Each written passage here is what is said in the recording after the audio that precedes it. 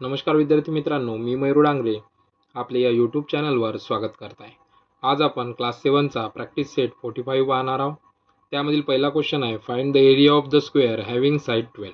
आता area of square काढायचा आहे. तर एरिया ऑफ स्क्वेअरचा फॉर्म्युला आपल्याला पाठ असायला पाहिजे, जो असतो area of square is equal to side त्याचा स्क्वेअर असतो.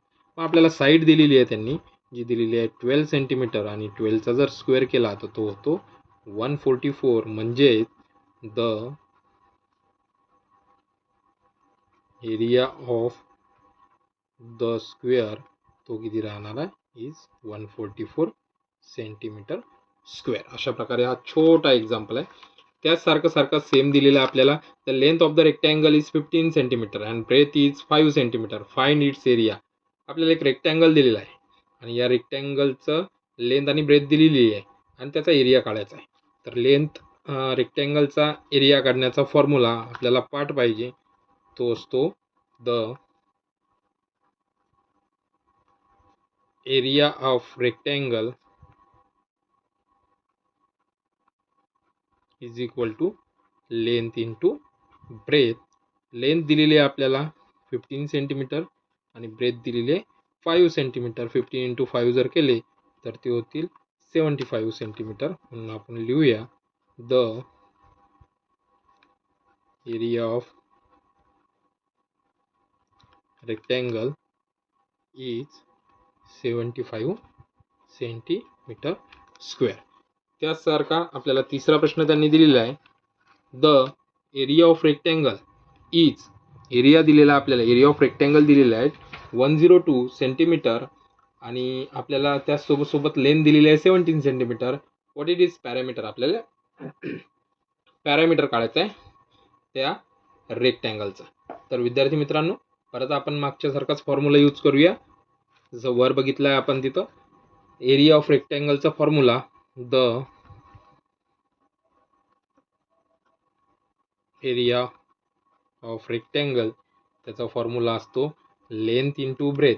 आता आपल्याला एरिया ऑफ रेक्टँगल दिलेला आहे, ते दिलेलं आहे 102, लेंथ दिलेली आहे आपल्याला 17 आणि ब्रेथ आपल्याला काय करायचं आहे, सुरुवातीला काढायचं आहे. कारण आपण पहिले ब्रेथ काढू आणि मग त्यानंतर काय करू, पॅरामीटर काढू. ठीक आहे.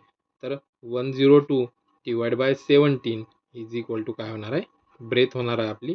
आणि याला जर आपण सोडवलं तर ब्रेथ किती निघेल, 17 एक 17 आणि 17 6 चा भाग जातो, जो होतो आपल्याला 6.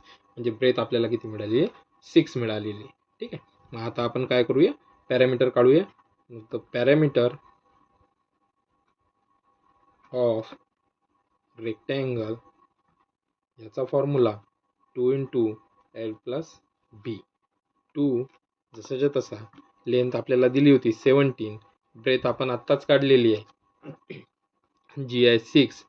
17 प्लस 6 जर केले तर ते होतात 23 आणि 23 इंटू जर 2 केले तर ते होतील 46 सेंटीमीटर. म्हणून द पॅरामीटर ऑफ रेक्टँगल तो किती आला, 46 सेंटीमीटर. ठीक. यानंतर चौथा प्रश्न बघूया. यामधील चौथा प्रश्न आहे, if the side of the square is triple. म्हणजे एका स्क्वेअरची जी साइड आहे ती ट्रिपल म्हटलेली आहे. How many times will its area be the compared to the area of the original square.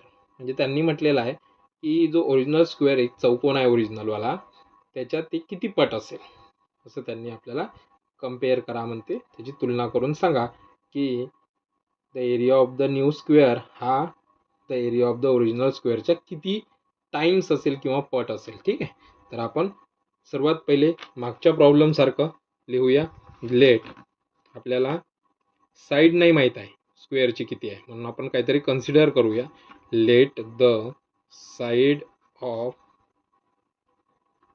Square be A centimetre. आपण ए म्हणून consider केलं. ठीक आहे. Then its area. ठीक आहे. याचा एरिया काढू आपण. तर याचा एरिया होणार आहे ए स्क्वेअर सेंटीमीटर स्क्वेअर. हा याचा काय राहणार आहे, एरिया राहणार आहे. मग आपल्याला त्यांनी ट्रिपल घ्या म्हटलं आहे. नवीन एक स्क्वेअर घ्या जो ट्रिपल टाइम 3 टाइम्स करा.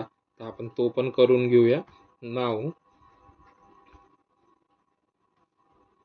Side of new square. ठीक आहे, न्यू स्क्वेअरची साईड करा, ती त्यांनी ट्रिपल करा म्हणते. तर ट्रिपल जर केली तर ती किती राहणार आहे, 3a राहणार आहे. यावरून आता आपण काय करूया, therefore the area of the new square तो किती राहणार आहे, त्या साईडचा स्क्वेअर. हा फॉर्म्युला असते. 3चा स्क्वेअर जर केला तर तो होईल 9 आणि याचा स्क्वेअर केला तर तो होईल a स्क्वेअर सेंटीमीटर. म्हणजे देअरफोर जर 9a स्क्वेअर हे जर उत्तर येत असेल तर 9 पट म्हणजे 9 टाइम्स काय झाला, एचा स्क्वेअर म्हणजे एरियाचा वर्ग झाला. म्हणून आपण काय लिहू शकतो, आपण लिहू शकतो द